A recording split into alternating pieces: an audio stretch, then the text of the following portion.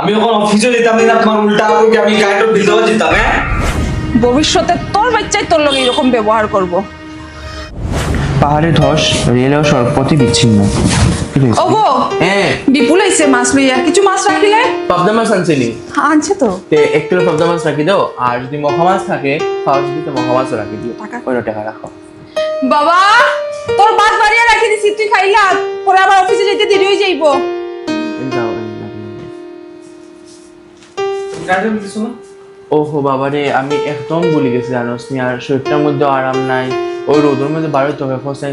তোর তো office photo পড়ে, তো তুই একটু গ্যাস নিয়ে লিখিতে হয়। আমি এখন অফিসে যেতাম না, তোমার উল্টা করে আমি কারেন্টের বিল দেওয়া যেতাম। হ্যাঁ, আর তুমি তো সারাদিন ঘরে বই থাকো, নিয়ে দিলে কিতা হয়ে যায়?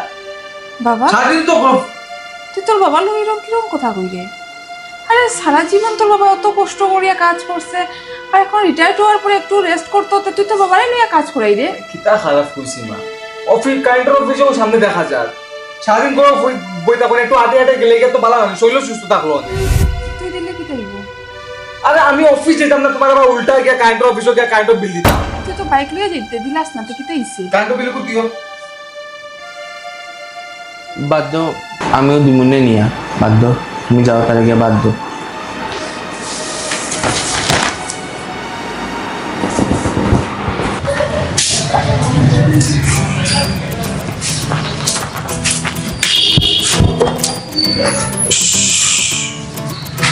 গাড়ি মানে ধোয়া যায় না, পুরা ময়লা হয়ে গেছে। এই অবস্থায় জিমো লিয়ে যেতাম না আমি। বাবা বাবা আইরাম, কি রয়েছে বাবা? গাড়ির অবস্থায় দেখি তা। ওহো, তুই তো খুঁজতে বে দোয়ানিত। আমি কেমনে যাইতাম রে বাবা, খসাইন আমার শরীর এমনিও শক্তি দেয় না, আর অতটা বছর খাটি এখন আমি তোর গাড়িও আমি দোয়ানিত লয়ে যাইতাম নি খসাইন। গাড়ি বুইতা এসি চালাইতাই আর লিয়া যাইতাই, ইনো কিতা বার বুঝা বুইতাই নি কিতা? হ্যাঁ না, তোমার কইছি রড টানো সিমেন্ট টানো না, ইট উঠাও। গাড়ি বুইয়া খালি গাড়ি লিয়া যাইতাই, হ্যাঁ তার দিয়া দিব। কতটুকু পারছো না তুমি?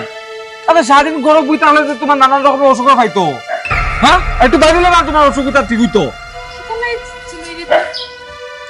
আরে মা দেখো, জিমো যেতাম, গাড়ির অবস্থা দেখো, ওই অবস্থায় গাড়ি মানুষ বাইরে রাস্তা।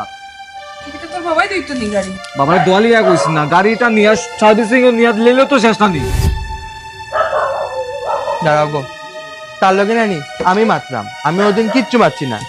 বাবারে একটা কথা কই শুন, তুই যে অত বড় বড় মাছ যে মাত্রে যে তুই যে এই চাকরিটা পাইছস, অত বড় হইছস, পড়াশোনা করছস, এটা কার টাকায় রে?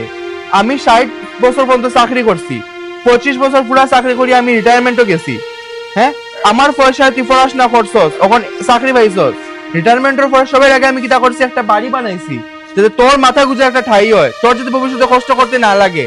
আর এই গাড়িটাও কিন্তু আমার পয়সায়, ইএমআইটা ওখানে আমার অ্যাকাউন্ট থেকে খাটিয়ে লিয়া যায়, ভুলি গেছস মনে হয়।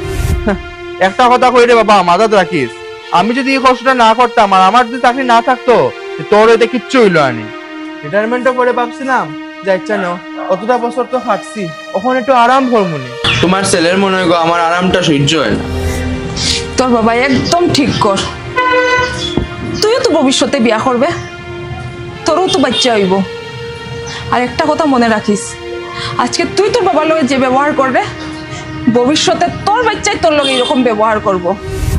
কারণ জানোস তো, তেঁতুল গাছে কোনোদিনও আম ধরে না, যেরকম কর্ম করবে এরকম ফলও পাইবে, মনে রাখিস, ভুলিস না। আর কোনো দরকার নাই গাড়ি দেওয়ার, হের গাড়ি হে দইব, কোনো দরকার নাই। চলো ভিতরে।